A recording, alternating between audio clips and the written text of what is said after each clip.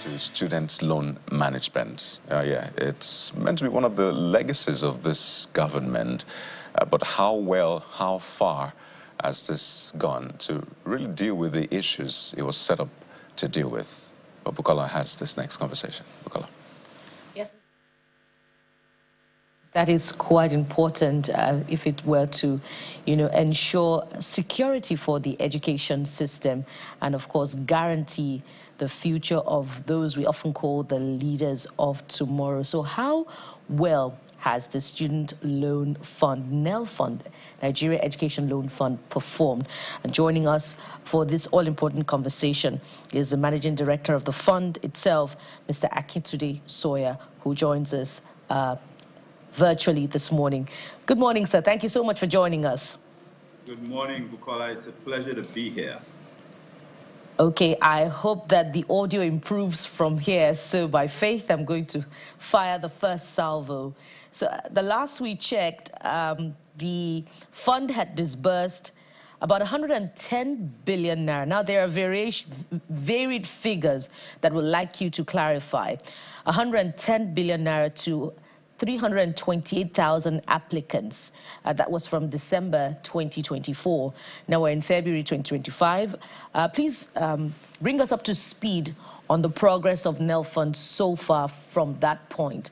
How many more students have applied? And how is the fund itself faring with the disbursement and the management of the processes involved? Okay, thank you very much, and good morning to you and to your audience. First of all, let me make a very important clarification. The fund has not disbursed 110 billion naira. What the fund has committed to in terms of applications pending is about 118 billion. But the actual disbursement, in other words, money that has left the coffers of the NELFUND amounts to 22 billion in institutional fees and 13 billion in upkeep or pocket money. If we add those two numbers together, I think it comes to about 35 billion. So that is what has actually left the fund and gone out to the various beneficiary institutions on behalf of the beneficiary students. And of that 35 billion, just to confirm, the students have received about 13 billion so far, and that number goes up every month as we disperse. The figures you were referring to earlier relate, as I said earlier, relate to the committed funds based on the applications we have received. I hope that's clear. And again, just to quickly say, so we've had about 500,000 nearly registrants, people who have registered, and nearly 400,000 who have applied, but not necessarily received the funds.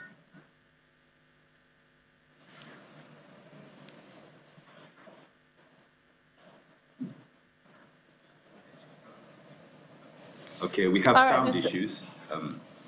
All right, sir.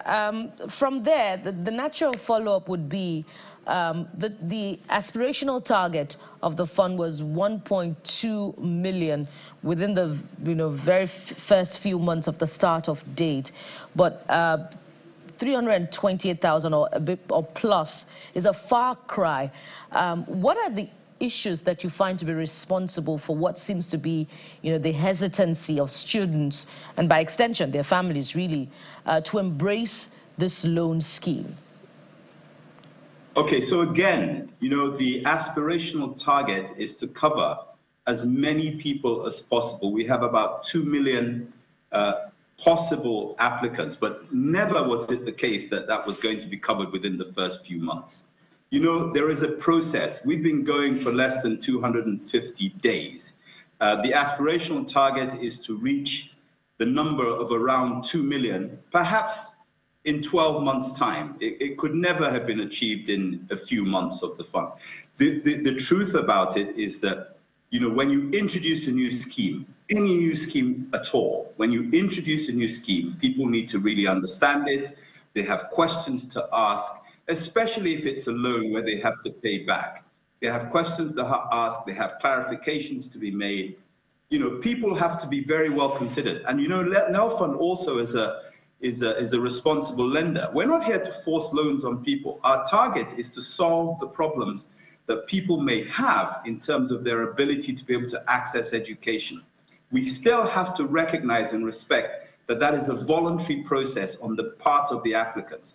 Our responsibility is to make sure that as many people are aware of the fund as possible, and as many people know how to apply for the loans, and as many people as possible know what the real issues are in terms of the clarification, what it means for them today, what it means for them tomorrow. Our real target is to ensure that people who need this loan take this loan and understand it before they take it. There's really, the normal skepticism that people will have in any country in the world about any new scheme. People want to understand it. People want to know that it truly benefits them. And people want to be sure that they're doing the right thing. The President Bola Ahmed Tinubu, GCFR, His Excellency has ensured that this opportunity is before the people, so that the people can really have options in terms of what they do with their education. It also helps to fund the tertiary institutions, which probably need the funding to be a little bit more definite than people just trying to sort of struggle to pay. Right, Mr. Sawyerr, I know the last time we had a conversation, you did talk about how much exposure the fund is now, say, exposed to. So how much do we have now? Well, in terms of exposure? Yes. Are you talking about financial exposure? Yes, exactly. Okay, so we have about 120 billion naira that if everybody who's applied for this fund today were to get it today, which is not possible, if they were to get it today, we'd be looking to give out about 120 billion naira. But that is an anticipated target if you look at the numbers of people who have applied. Not all those people who've applied will get the loan. Not all of them will carry on with the process. Some of them will say, no, I don't want the loan.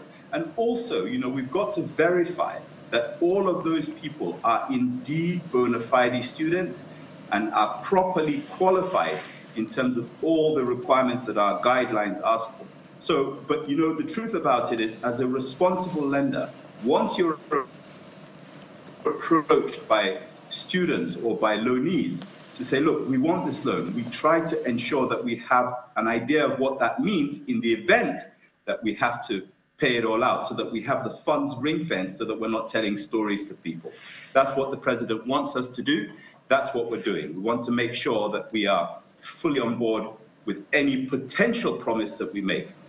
We're going to go to the issue of how the distribution quotient, or quota, if you will, maybe quota is not the right word, maybe how so far from your distribution of, or disbursement, I think that's the right word I was looking for, which region is really, really aggressively tapping into this opportunity to get this intervention. Maybe you respond to that.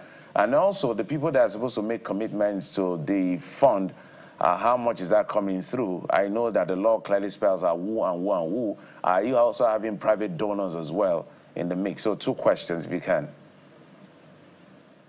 Thank you very much. They're 2 great questions. The first is that, let me give you some context around the regional distribution question that you've asked. First of all, the poverty rates, the need for funding across the country differs vastly. Some of the countries in the South perhaps enjoy scholarships from their state governments. Some of them enjoy the fact that they have derivation that makes the states a little bit richer than others. There are also population differences in attitude to the uptake of education, and also differences in attitude because of the cultural diversity of this great nation, differences in attitude to the taking of loans. So what we have found, very interestingly, is that the South requires far more sensitization, far more knowledge about the loans. They're a little bit more reticent because they want to understand it a lot better, perhaps because a lot of them have other options in terms of paying their fees.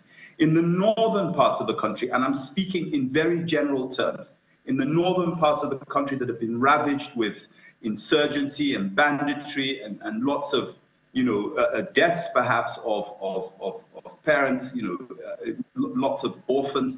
The truth about it is, in the northern part of the country, there is a greater desire, a greater need to get back to normality, and the North has embraced this student loan scheme far more aggressively, but positively aggressively. The southern part of the country has been a little bit more reticent. Perhaps they've taken up educational loan schemes more aggressively in the past. And so they're a little bit more, you know, do we need it, don't we need it? We see more of that attitude in the South. So where we are today is that there is a sort of there's about a 70% uptake in the North, and in the southern part of the country, it's about 30%. But we're finding that at one point it was a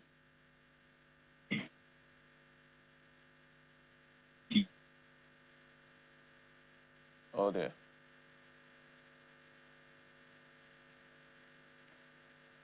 Okay. All right. Couldn't just let's hope that we can reestablish connection with Mr. Sawyerr. Question. I'm not sure. Could you just remind me what? Yeah, I didn't get there? Yeah, I did ask two questions. One has to do with regional disbursement in terms of percentage, also contributors to the fund, whether they are private donors as well. That's right. So look, by law, the funding for the Nigeria Education Loan Fund should come from the FIRS, the Federal Inland Revenue Service. So they have collections that they have made, and they're supposed to remit 1% of those collections to the fund. Fortunately, His Excellency President Bola Ahmed Tinubu, recognizing some of the bureaucratic challenges that all governments have, has interceded and has helped the fund to realize certain intervention funds. So we've had some funds from the TED Fund, about 141 billion. We've had about 10 billion in appropriation. We've had 50 billion proceeds of crime from the EFCC. So we're not struggling for funds at the moment. The FIRS is a responsible institution that is charged by law to give 1% to the fund, and I believe that that will come over time. Well, Mr. Sawyerr, I was reading the account of, bless you there. I was reading the account of a student, it was reported by FIJ, who had said that there's some sort of inconsistency, that his fees was about 70,000+ naira, and what was shown on the portal was 83 or so thousand naira. And I wonder if you've heard about that, what may be responsible for that? Because for them, they're saying, well, it's meant to be a loan, so they won't pay for something they didn't use, or at least what didn't come into to support their studies. Sure. So, you know, this is a data-driven project, and essentially there's a lot of reliance on institutions to provide us with the right data about the students, about the fees. We are totally dependent on accuracy from the institutions when they provide us with the fees. If there's any inaccuracy there from the institution, it will take a while for us to pick it up. But we are working assiduously to ensure that there's data accuracy across the board. Does that mean that the system will always get discrepancies in data, in the provision of numbers? Anywhere you have a system as large as this. However, what I can tell you is that when these sorts of things come to our attention, we deal with it, we correct it, we get in touch with the institutions, we feed back to the institutions, and we correct them. This is a great question, and it's good that everyone's got a very close eye on this scheme, because it's important that where there are anomalies, where there are errors, where there are mistakes, it's brought to our attention. But are we going to have a perfect system? Probably not. His Excellency would like it to be perfect. He keeps driving us and pushing us to ensure that we're doing the right thing in the right way. You know, and that's what we're going to continue to strive for. The excellence that he was able to bring, and the sanity that the president was able to bring to the system in Lagos when he was governor there, using technology-driven solutions. He's driving us to do the same here. Right. The issues with technology is that you do have some of these blips, but it's a lot better than having people in between. So just to be clear, I'd like you to walk us through the process, because I imagine there are other students who are facing this same situation. So when the money is paid, for example, on the portal, who's responsible for the figure? What I expect is that NELFUND will be the one to put up how much was disbursed for the particular student, and not the school that will tell you how much it is. I don't know if you catch my drift. So who's responsible for putting the figure, that's 83,000 naira, on the portal? Do you rely on the school to tell you how much it is, or you just look at your own account and say, well, we disbursed 72,000 naira to this student, so that's how much will be on the portal?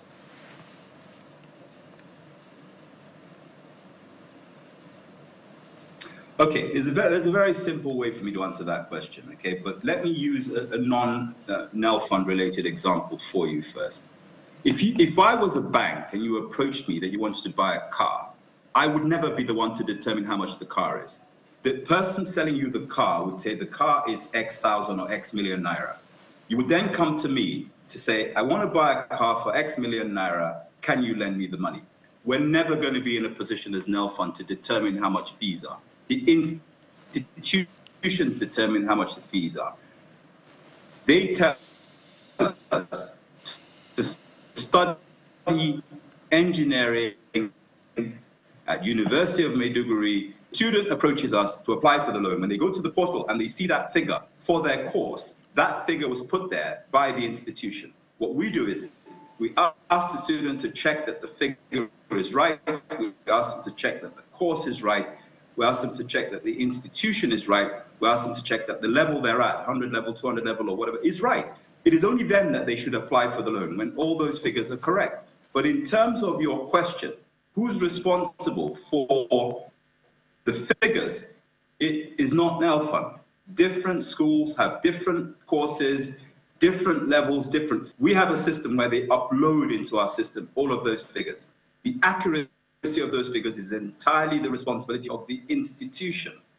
The student's responsibility is to check that what they're applying for is indeed the correct figure for the course they're doing.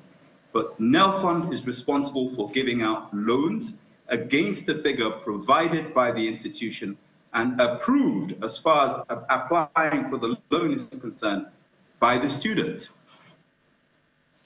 You know, it's a very important question, Mr. Sawyerr, and we also hope that there's a mechanism for accountability just to ensure that, you know, what the institution is recommending for a particular course is what has been disbursed to the student for payment.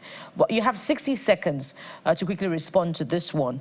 And it's about repayment. I'm sure that you've had cause to talk about this time and again. The component of the Act requires that payment should be done 2 years after NYSC. But figures from the National Directorate of Employment are to the effect that 5 years after NYSC, graduates rather, remain jobless. And there are other concerns also about past loan schemes that have crashed. Now, is the administration and the loan fund itself reflecting on these concerns? Yes, of course. As a responsible lender, one of the things that you must do is think about how you can help your students or your loanees pay you back.